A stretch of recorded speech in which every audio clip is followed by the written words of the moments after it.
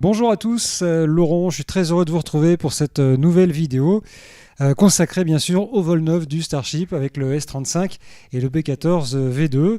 Alors ça n'a pas été une réussite, bien évidemment. Il n'y a pas que du négatif dans ce qui s'est passé, puisqu'on connaît la politique de SpaceX, c'est tester, faire voler, avoir un échec et mieux comprendre ce qui s'est passé pour réussir la prochaine fois. C'est un petit peu la devise de l'entreprise. Donc on peut parler de demi-échec, mais comme à chaque fois, et malheureusement, trois vaisseaux V2 qui explosent, ça commence à devenir inquiétant. On vous explique tout de suite.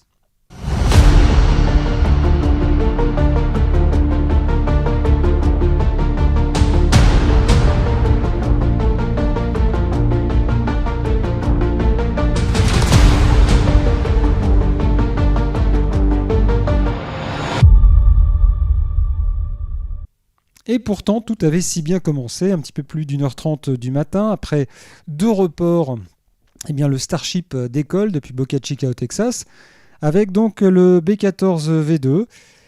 Première fois qu'un booster est réutilisé par SpaceX, c'est une première d'ailleurs même mondiale dans l'aéronautique. On réutilise une fusée accompagnée du S-35, la version V2, la troisième version V2 du Starship qui jusqu'à maintenant a explosé en vol avec le Starship 33 et le Starship 34. Donc là on a beaucoup d'espoir du côté de SpaceX. Une chose est sûre, c'est qu'on ne va pas récupérer, on le rappelle, le B-14, le booster, le premier étage en fait de la fusée, qui est donc destiné à finir sa course dans le golfe du Mexique. Sauf qu'à son retour, ça ne va pas se passer comme prévu, il va se désintégrer lui aussi. Est-ce qu'il a été victime de vibrations? Est-ce que les moteurs, après une réutilisation, même s'il y en avait 29 qui étaient des moteurs utilisés, qui étaient des moteurs réutilisés, il y avait quand même déjà du matériel qui avait servi. Alors, est-ce que ça a été l'une des causes de l'échec d'un retour parfait, en tout cas du B-14? Peut-être. Ce que l'on peut dire ensuite, c'est que le S-35, lui, a continué son vol, qui a été plutôt nominal dans un premier temps, ce qui n'était pas arrivé en tout cas sur, rappelons-le, le S-33 et le S-34. Donc jusque-là, tout allait bien.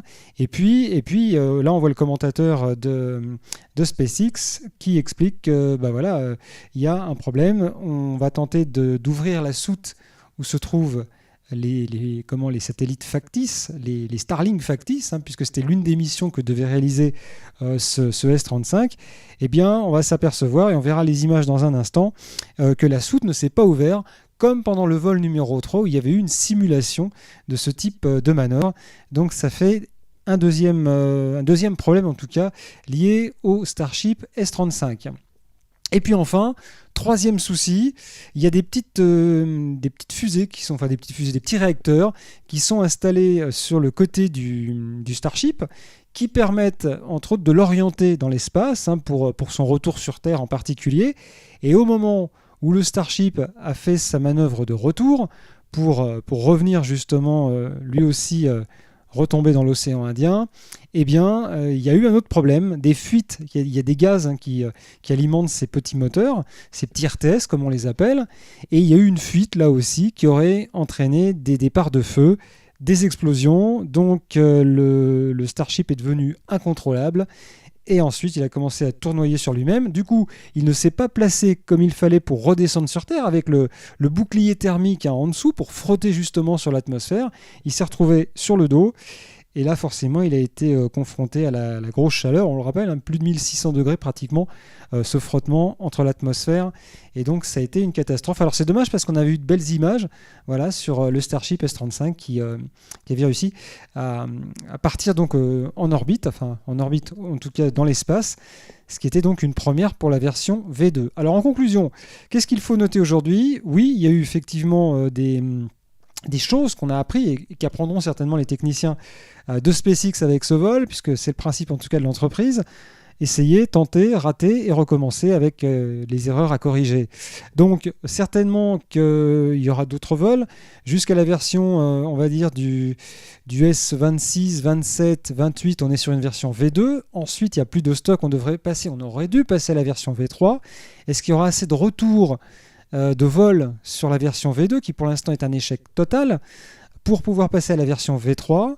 Est-ce que ça va créer du retard justement dans le programme, en tout cas le programme du Starship?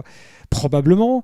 Est-ce qu'on va tout de suite essayer de rafistoler ce qu'on fait depuis 3 vols, les petites pannes, pour essayer de contourner les vrais problèmes? C'est la vraie question qui va être posée. Elon Musk fera certainement une conférence à l'issue de ce 9e vol.